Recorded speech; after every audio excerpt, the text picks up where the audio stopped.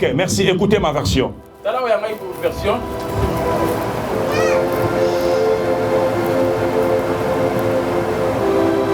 Dieu dit, faisons l'homme à notre image, selon notre ressemblance, et qu'il domine sur les poissons de la mer, sur les eaux du ciel, sur le bétail, sur toute la terre, et sur tout le reptile qui rampe sur la terre. Écoutez le verset 27. Dieu créa l'homme à son image. Il le créa à l'image de Dieu. Il créa l'homme et la femme. J'entends quelqu'un m'envoie un grand amen. Tu peux t'asseoir avec beaucoup de respect. Et je vais prendre que 20 minutes. Merci beaucoup pour vous asseoir. Alléluia. Amen. Tu mets le paix. Vous savez, des rendez-vous comme ça, ce sont des rendez-vous surnaturels. Où Dieu fait des choses au-delà de la nature. J'ai une pensée qui a traversé mon esprit. Il y a une pensée qui a traversé mon esprit. La stabilité. La stabilité n'est pas un slogan.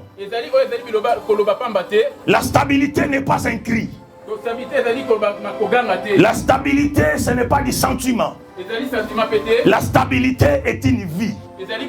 Lorsqu'on parle de la stabilité, il ne s'agit pas d'un orgueil. Il ne s'agit pas de faire voir. Mais il s'agit de vivre, de palper la stabilité. Et lorsqu'on parle de la stabilité, il y a l'instabilité quelque part. Si le mot stabilité existe, c'est parce que l'instabilité a existé. Et si la Bible parle de la stabilité de l'homme, c'est parce que quelque part, il y a eu l'instabilité qui est entrée. Je vais parler à quelqu'un ce soir, que tu es condamné à être stable. Tu ne peux pas le vouloir, mais la stabilité est ta nature. Mon Dieu, mon roi. Est-ce que je parle à quelqu'un ce soir? En réalité, on doit s'étonner lorsque quelqu'un n'est pas stable. On doit s'étonner. On doit s'étonner lorsque quelqu'un n'est pas stable. Parce que la nature par laquelle Dieu créa l'homme, la nature par laquelle Dieu créa l'homme est une nature stable. Parce que Dieu n'a jamais été instable. Dieu n'a jamais, je dis à quelqu'un, n'a jamais été instable. Et dans Bereshit, la Bible dit, créons l'homme. Pas à l'image de ton père, pas à l'image de ta tante, pas à l'image des voisins, pas à l'image de ce que les gens t'ont collé sur toi. Mais il dit créons l'homme à mon image.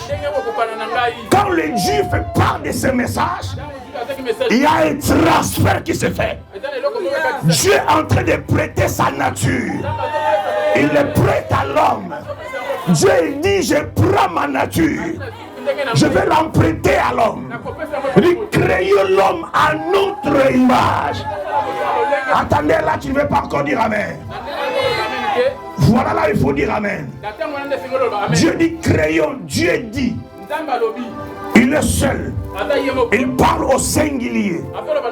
Dieu dit, il est seul, le véritable Dieu. Mais quand il opère, il n'opère pas en singleton, il opère en pluriel. Il dit créons l'homme. Il devait dire je vais créer. Quand il dit créons, ce n'est plus la singleton, c'est le pluriel. C'est que derrière Dieu, ce que tu ne sais pas, il y a le Fils, il y a le Saint-Esprit. Or la Bible dit, sur le Saint-Esprit s'accorde avec la parole. Jésus-Christ est Seigneur.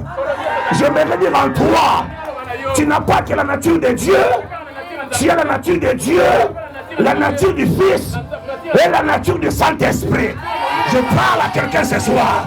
Or, la nature de Dieu, Dieu n'a jamais été instable. La stabilité, on ne le reconnaît pas pendant les temps calmes.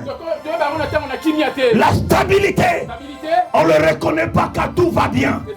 Mais la stabilité, on le reconnaît quand tout bouge, quand il y a du vent, quand il y a le mouvement, quand il y a le bruit. C'est alors qu'on peut reconnaître que Dieu est stable. Quand il n'y a rien, quelque chose peut être debout. Un poteau peut être debout parce qu'il n'y a rien.